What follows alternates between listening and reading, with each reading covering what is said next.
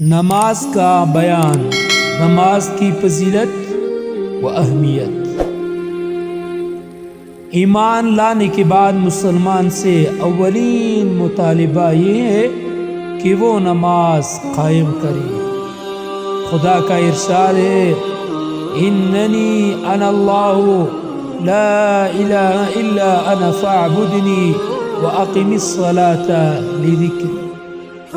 بے شک میں ہی اللہ ہوں، میرے سوا کوئی معبود نہیں، بس میری ہی بندگی کرو اور میرے یاد کے لیے نماز قائم کرو۔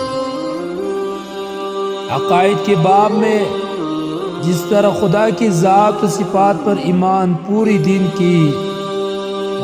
کا سرچشمہ ہے، اسی طرح اعمال کے باب میں نماز پوری دین کی عملی بنیاد ہے۔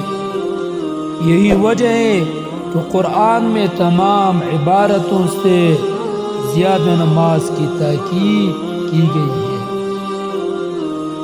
اور اس کی اقامت پر اتنا زور دیا گیا ہے کہ گویا اسی پر ساری دن کا دار و مدار ہے۔ نماز کے علاوہ دوسری عبادتیں خاص لوگوں پر خاص اوقات میں فرض ہے۔